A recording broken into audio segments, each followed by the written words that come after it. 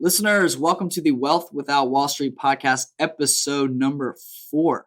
The only podcast on iTunes, anywhere, that is breaking our country free of the Wall Street mindset. Today's podcast is centered around an alternative to cash, specifically designed life insurance contracts. You're also not going to want to miss why Joey left his career as a manager of 20 loan officers in one of America's largest banks. The guy had it all for this concept right here.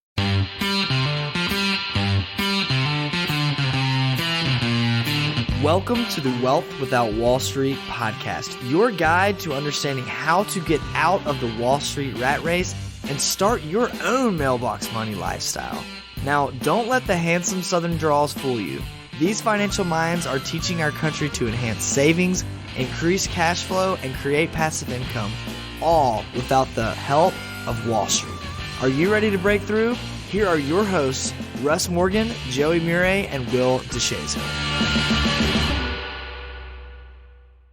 Wealth Without Wall Street listeners, this is Will, your money millinovator, here with Russ Morgan, strategic passive income coach and founder of Everlight Financial, and Joey the Stallion Murray, real estate financial coach and founder of Blueprint Financial Partners. What's happening, fellas? What's new? I'm excited to be here. I'm excited to hear, about Joey's passive lending opportunity that he did last week. Speaking of stallion, right? I want to know, is your lady going to be riding in on a white horse with your cash, or? I'm not making any promises. I'm just going to go ahead and say it. I did receive a text, and she said, assuming my tax return hits tomorrow, who can I drop the check off with at your office? I'll be here with a baseball bat. Come on, that's positive. I have hope right now. I may not completely lose every dollar that I lend. Joey, hope is a strategy. It's just not a great one. Please do not take my idea on this podcast and run with it. Okay, this is not something I recommend. But hey, today, and it may not be Wednesday while you're listening, podcast listeners, but it's Wednesday while we are recording, and that means that it is C9 day. It's workout class day, and Joey missed last week. So Will, you're talking about our workout class that, as a whole, our office participates in, right? And well, that's loose. So, some of them. Joey, where were you again last week? I forgot. Hey, somebody's got to make some money around here, okay? I can't just be working out and just hoping that money falls from the sky. I mean, passive income. That sounds nice. I thought this whole concept was about mailbox money, man. It is, but you got to have active income before you have passive income. Okay. Isn't that true? That is true. All right. It seems like a lame excuse, but yeah, I'm going to take it. I'm going to let you slide with it today, but I'm excited to see what you look like after 45 minutes. Red faced. Come on. I'm going to bring it today. Of active, ongoing exercise where it is nonstop. If you don't know, we're going to have to get video of this. I want our listeners to see what C9 looks like in there when this group of stallions is just going to town and come out just huffing and puffing. It's ugly sometimes. While half the other women are just doing grand and they're over there pampering themselves while we're sweating bullets. And by the way, it is all women besides our office. Yeah, okay. It's 5 guys and 25 soccer moms. However, we've recruited some guys down the street from our office that have joined us. So we have some clients actually have decided that they're going to protect. I don't know if they're coming there for more entertainment purposes or they're just trying to get an exercise in. I can go ahead and tell you it's for entertainment. Well, guys, like we mentioned in the intro today, we are here today to talk, about working out, of course, but about an alternative to cash, specifically designed life insurance contracts. So, Russ, what does that even mean? Maybe let's go through a little bit about what we talked last week. For the listeners out there that didn't hear us talking about passive income is greater than ME. What does that even mean? Let's cover some of that before we get into today's topic. Well, as you said in our opening, our objective is always, how do we create mailbox money? Mailbox money is where money comes in and you don't have to go out and work for it. And as you said, Joey, we do actually have to have an active income that's coming in, typically in order to create the assets that then produce the passive income.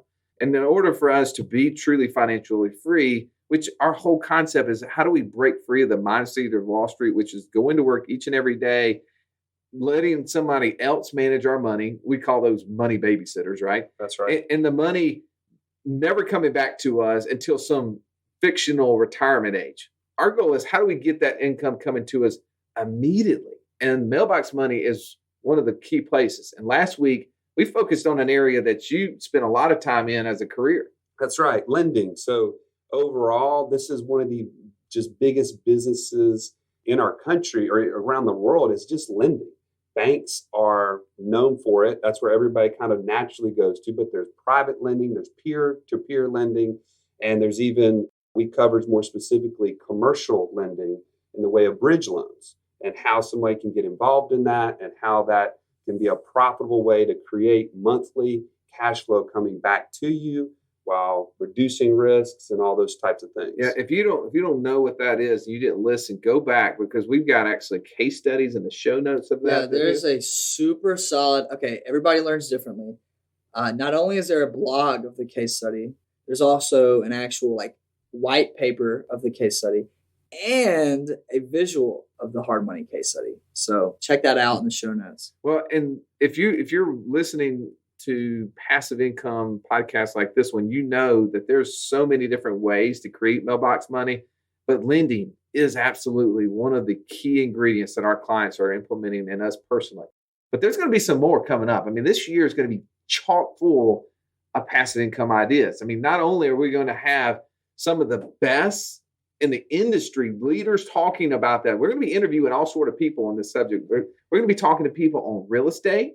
We're going to be talking to people who do small business ventures, which, I mean, there is so many different opportunities in the venture capital world, but also in those in which you can actually get in and start purchasing different types of businesses and practices, as well as e-commerce. Oh, yeah. I'm fired up about e-commerce. We actually had somebody, Russ, in our office yesterday talking to us and showing me, exposing some different things online that I'd never really seen concerning websites. And I think that he mentioned his website was valued at like $276,000 a month.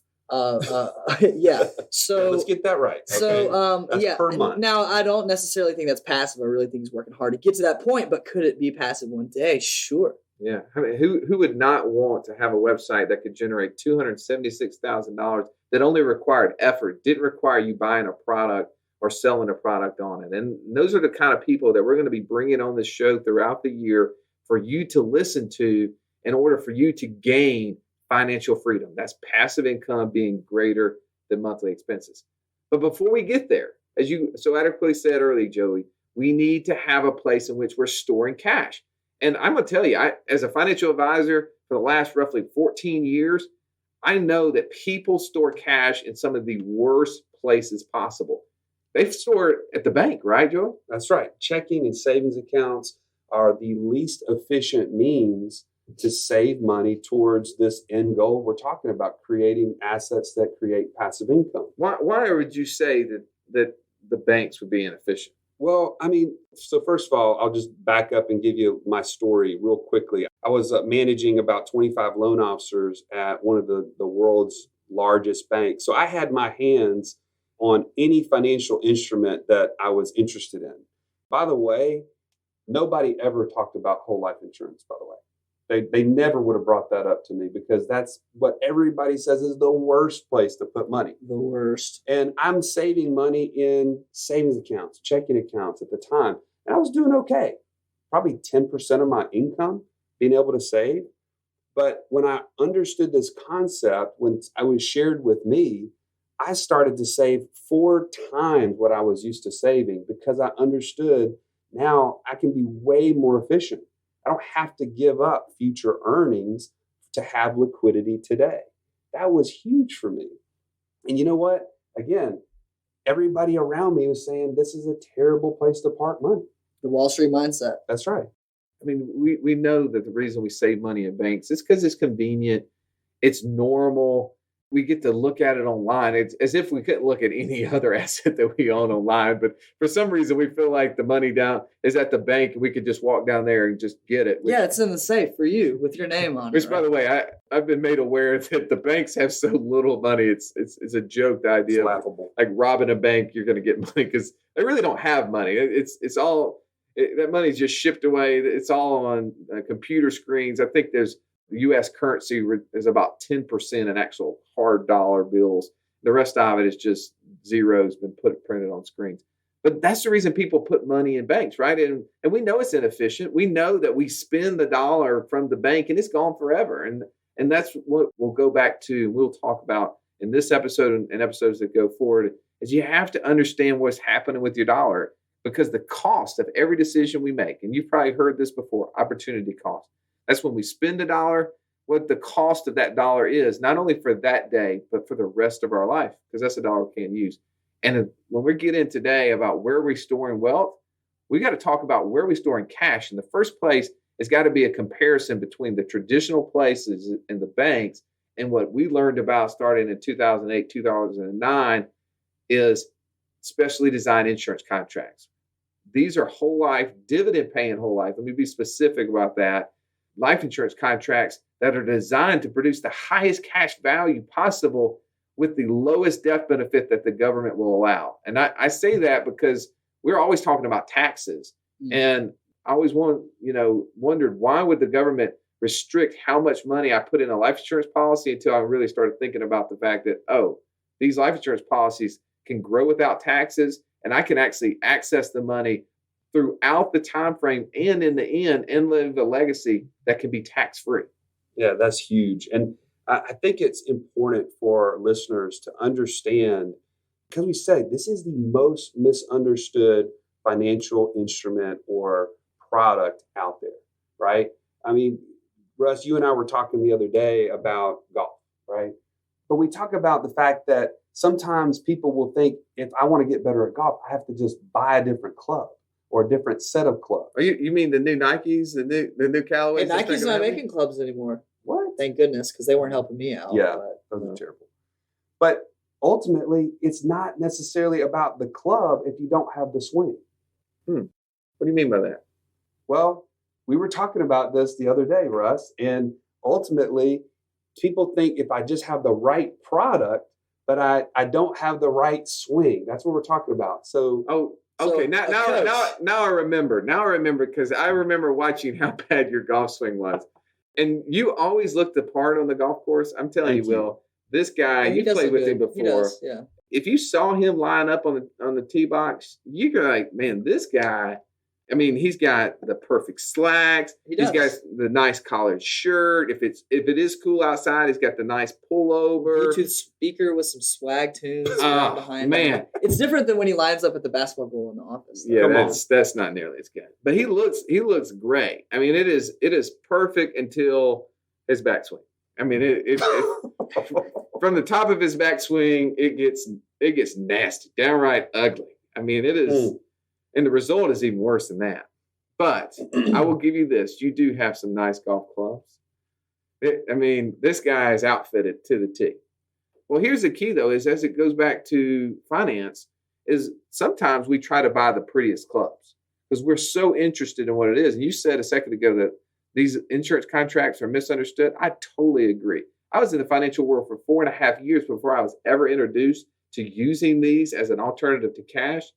I completely had the normal run-of-the-mill understanding of how these things worked. But I was also misusing them. It was like you misusing your golf club. It's not going to be efficient if we misuse it. I mean, one of my favorite authors, Robert Kiyosaki, says an investment is not good or bad. Its investors are good or bad. And I totally believe that as it relates to this tool, because if we're using these insurance contracts as a warehouse for our cash to then be utilized for passive income tools, now we start seeing the benefits. We see the tax-free growth. We see the liquidity. We see the control of the money. We get to see the access that is limiting to others like creditors, limiting to governments from a taxation standpoint. But still, we have all the collateral aspects of it that we're looking for in a place to store money. and it doesn't limit us to anything. So it is what we like to refer to as the and asset, the place that we can put money in first and invest in other things without losing the growth of the life insurance policy. Okay. And hold on, let me jump in here.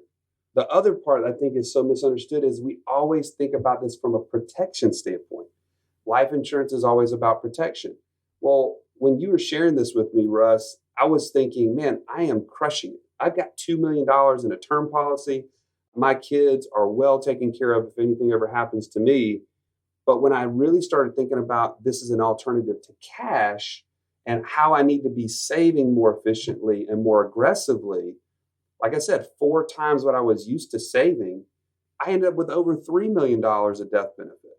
So when you're focused on the wrong side of the coin, you can miss the whole point. I can be protecting my family even better now because I'm focused on the cash alternative. Well, and 2 things. One, Russ just threw out about 12 different advantages of whole life insurance, and probably most of the guys out there are like, yeah, never heard of those. So there's going to be a blog in the show notes that's going to go over and kind of break down what exactly a whole life insurance is and the advantages of it. And 2, this is funny. I was actually thinking about this the other day. Joey, what you're talking about is using your dollar for more than one thing. That's right. Your dollars are stored in a warehouse. And Russ mentioned that it could be a tax advantage place, right? You could also use those dollars elsewhere to get passive income. Oh, and those dollars are being used and contributed towards a death benefit. Have you thought about the word draw? Like my Southern draw? Your Southern draw. Or like Joey's draw into the woods off his golf club? Exactly. Or that terrible picture that you're going to draw on your Wacom later. Or how you could draw a cigar or draw a conclusion or draw a bath or draw back a blanket, right? If you tie a game, it's a draw. I think that's like 9 or 10 definitions for the same word. Why would your money not work the same way, right? Well, we've been taught to put our money in cul-de-sacs. Just stealing a term that Joey likes to use, that where we put our money in this compartment, this cul-de-sac, it can't go anywhere else, it's stuck there. Or it can only come back out the same exact way it went in. We isolate our money in so many different places like that. That's what we do with savings accounts, right? That's the reason people put money in savings, is because they hope it's a place that's going to act as an emergency reserve. But then they just end up spending it, and then they lose all the interest in which the money's working. The reason I was so attracted to these, and what I'm going to encourage you to go out and research specially designed insurance contracts, and you may already own one of these, and it may be just being underutilized, because that's the second part of the show, is getting into the utilization of these contracts and how we use them to increase passive income. But when you look at first, what is it offering us from a 3, 4, 5% return? And that's after tax. So, I mean, for the average person out there listening, you're adding 25 or 30% return on top of that, because in every other thing that you're putting money in is subject to some sort of federal, state taxation, whether it's ordinary incomes or capital gains or whatever. We want to figure out, how do we maximize the utilization of those dollars in every place? And if we can add up, I mean, we were doing an analysis yesterday on a small amount of money, and like over a 50-year period of time, we were talking like 7 times the value or something like that. Yeah, let me kind of clarify that. So when we're looking to use cash today, we shouldn't only be thinking about the cost of those dollars today. If there's a $10,000 opportunity or expense that we can go ahead and pull money out of our savings or checking account to pay off, we really can't think about it just in terms of the $10,000 that it is today. If we could be earning 4% on that dollar for the rest of our lives, that thing could be worth 7 times. So the compounding effect, which you can get through these policies that we're talking about, again, how they're designed, you can be earning 7 times what that dollar is today. Some of you have heard the concept becoming your own banker, or infinite banking concept, or be your own bank. And there's so many different offshoots. And what they're all talking about is, how do you take a dividend paying whole life insurance policy? Whole life. Yeah. Please hear me on this, because I can tell you, coming from an investment background, I totally wanted to foul this up early on. I wanted to go find a index universal life policy or variable universal life policy that would give me a greater rate of return. I thought it was about rate of return. And rate of return, doesn't need to be your focus. I know we're talking about investments and alternative investments and things like that, but as it relates to this method, as it relates to the place in which you store money, it's not about rate of return. It's about efficiency. It's about utilization. I'm going to give you this example. Everybody's heard of Walmart. Now, most people, though, only know the end of Walmart. They only know the store that they walk in and buy their goods or produce or whatever it is. But see, behind the scenes, there's more going on to this. There's actually a distribution plant in whatever region that you're in. That distribution plant is the one who purchases all the goods and food for all the stores. And what it does is ships out of that distribution plant food to the end user. Well, they're efficient, right? You've seen FedEx. All the packages go through Memphis, no matter where they originate and where they're going back to. They go through Memphis before they go out. The same thing's true with Walmart and their food. The goods are bought there and then distributed back out to the plants. So the end, what's happening is the person on the Walmart owner of that store is paying the distribution plant for the goods in which they're purchasing. That's how all the money is flowing. They've got money working in. They're not trying to find, oh, well, it'd been better if I just ship it directly to the store. That would cut the cost of having to ship it here and then truck it to the next place. And that's what people make the mistake in with their money, is they try to find what they think is a better method, but ultimately ends up costing them more money. So with dividend paying whole life insurance, it's not about return. It's about a warehouse to store our money before we go and use it other places. And I know that you're going to have to see us as we go through we're going to have some blogs written on this. I know, Will, we're going to have some video that's going to show why we call this the and asset, how we use this in our own personal finances to go and invest in other real estate or lending opportunities, and what sort of enhancement that does. But the biggest key that, if I can get this across, is if you own one of these contracts or somebody's trying to tell you about one, make sure they're talking about a dividend paying whole life insurance contract, not trying to sell you on rate of return from one of the other offshoots. Because the difference is that one is guaranteed to grow, meaning it has no risk of failure, where those others all have some risk of failure, meaning there's some sort of component that gets more expensive over time and ultimately can lead to it all coming crumbling down in the end, which is when we really need money the most. Right.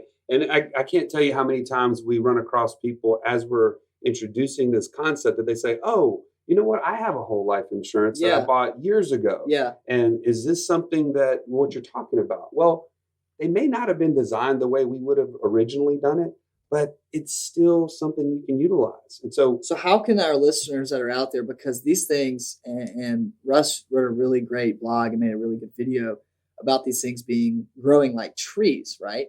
They're guaranteed to grow each and every single year. The only other thing out there that's similar in that nature is a tree. So Joey or Russ, one of you guys, can you explain how some of our listeners who may not work with us, but who do have whole life insurance policies, how they can utilize the cash inside of those to go and put that money somewhere without Wall Street? Well, I would just say that, again, one of the things I also hear is, oh, you know what? I had one of those whole life insurance policies and I cashed it out to go and put a down payment on a house or to pay off the debt or whatever it might be. And I kind of cringe. So they killed the tree. They killed the tree. But once they understand this, they're remorseful that they've just kind of lost this opportunity. But so that's what I don't want our listeners to do, right? Well, and I'm going to go back through this because we've jumped around. We've talked about the use of it. And this is not one of those real sexy financial products. And we're going to have some really interesting topics as it relates to passive income and how do we take these different interesting assets that people don't know about and make them better and make them create income. But this is the foundation. If you hear me that this is the one tool that if you're going to build a skyscraper on, you want to make sure the foundation is as solid as possible. And as I look at this from a certified financial planning perspective, I know that I've got to create the best place in which I store my cash first before I employ it in other places. And what I have found through all the research in my years in this industry, that these contracts, when they're designed properly, when they're utilized through proper coaching, they provide the best foundational tool. And so I want you to make sure that you go and do plenty of research, read our blogs on this, read the show notes, watch some videos on this. And don't just take one example that you may find on the internet where somebody bought a whole life policy and they bought it from somebody for this huge death benefit. They put very little cash in and they talk about how bad it is or how it compares to their stock or their real estate or whatever, because it's not a comparable. It is an additional to. So everything that you could invest your money in, you can have this in addition to, because you have a checking account in addition to those things. But we've already addressed that our checking accounts are earning 0 to 1% right now. If you have a life insurance policy earning 1 to 5%, which is greater than 0 to 1, then if you can do it and those other things, logic tells you you're going to have more money. And that's what I'm telling you, that personally, I've been implementing, putting these in my foundational bucket. This is my warehouse. And I've bought all sort of other alternative investments and done other sort of lending opportunities out of them. And it's become a great place to flow money in and flow money out, which, going back to where, Joey, you said you worked at one of the largest banks. That's how banks make money. Why should we not be implementing that same concept in our own personal life? 100%. If we can mimic what the banks are doing on the you and me level, on just our level, why wouldn't we do it? And again, it's more about an alternative to cash. What most people hear when we start talking about these specially designed life insurance contracts is they hear protection. They hear life insurance. But I can't stress enough, this is just a better place to put your money in cash form to be able to utilize it for whatever you're going to use it for. Well, and the whole goal of getting people free and independent and doing things without Wall Street is all about control. And that's exactly what this is. So guys, let me tell you a little bit about, number one, we're going to have some resources in the show notes that's going to show you how you can actually access the dollars that are in your whole life cash value and how to do that. We're going to have kind of a walkthrough with that. And number two, our next episode, we're talking all about cash flow awareness. What does that even mean? How can you be aware of your cash flow? What cash flow is flowing towards you? But more importantly, what's flowing away from you? What is out of your control? What can you not dictate with your cash flow? So join us in our next episode. We're going to talk about cash flow awareness and wealth transfers, some of the biggest wealth transfers out there that you can think of. And we will see you on episode number 5. This has been the Wealth Without Wall Street podcast. Don't forget to subscribe to the show to break free of the Wall Street mindset and begin building wealth on your terms in places you understand so that your wealth will never run dry.